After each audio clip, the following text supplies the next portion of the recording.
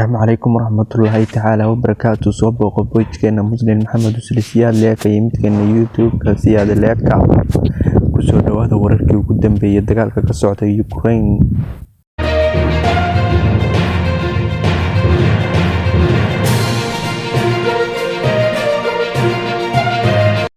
dagaalka ay ku qaaday Russia dalka Ukraine ayaa ka sii daraya iyadoo inay 15 mayl u jirsadeen caasimadda dalkaasi sida uu sheegay madaxweynaha dalkaasi Volodymyr Zelensky.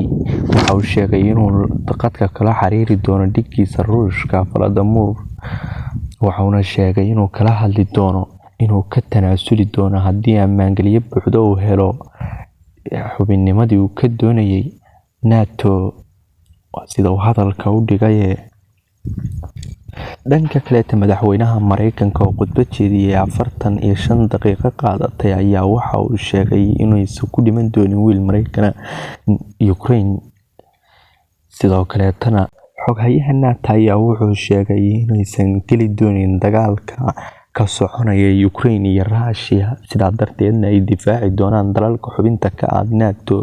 qaramada midoobay iyo Mareykanku weli tilaabadii ay ku hadaaqayeen muddooyin badan iyo isbuucyadii la soo dhaafay weli waa laga sugayaa, waxayna u egtahay mid Ukraine looga baxay dagaalka haatan ay ka gaagabsanayaan wadamada reer Yurub.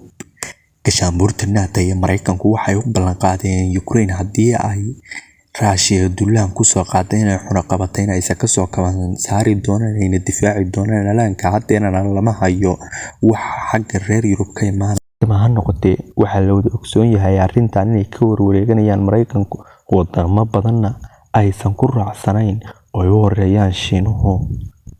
sida la wada ogsoon yahay Shiinuhu wuxuu ka mid yahay gaashaanbuurta NATO, sidaa darteedna ma ogola maadaama dhuumayaasha ay ku xiran yihiin shidaalka wadankaasi ma ogola inuu la saaro xunaqabateyn buuxda wadanka Russia.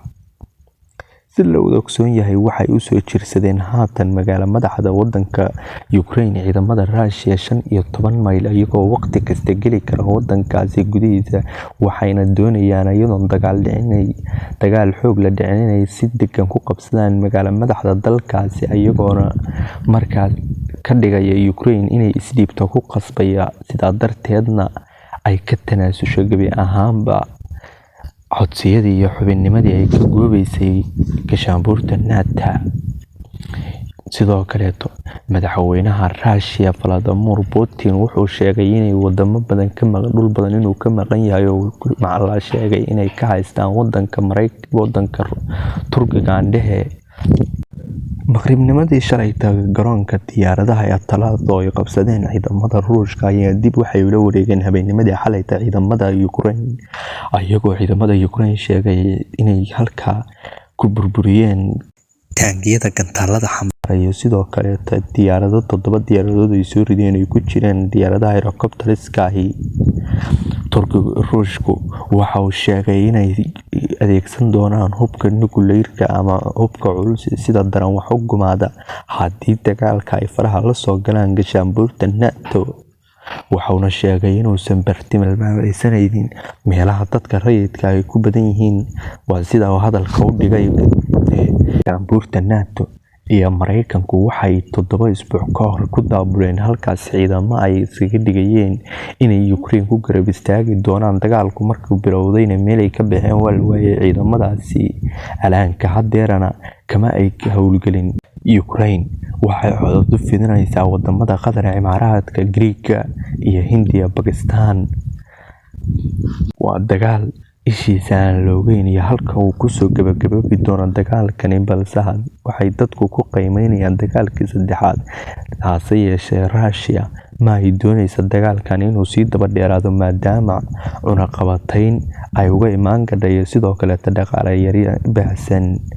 waxayse doonaysaa muddo 3 beri inay ku qabsato magaalo madaxda wadanka Ukraine, sidaa darteedna ay guryaha iyo gabi ahaanba baarto wadanka Ukraine, markaana ay Ukraine sida isku dhiibtay inay kaga tanaasusho go'aankeedii ahaa inay ka qayb noqoto gaashaanbuurta NATO.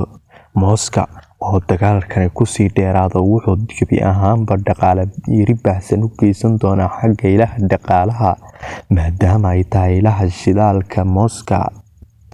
sida la wada ogsoon yahay ma doonayso Mooska inuu dagaalkani ku qaato 2 isbuuc, hase yeeshee haddii wadamada Yurub ay soo gacan geliyaan sida Mareykanka, Turkiga, Giriiga, Ingiriiska iyo sidoo kale Talyaaniga, dagaalkaasi lama ogaan kara halka uu kusoo dhamaado waana mid saameyn reebi doono.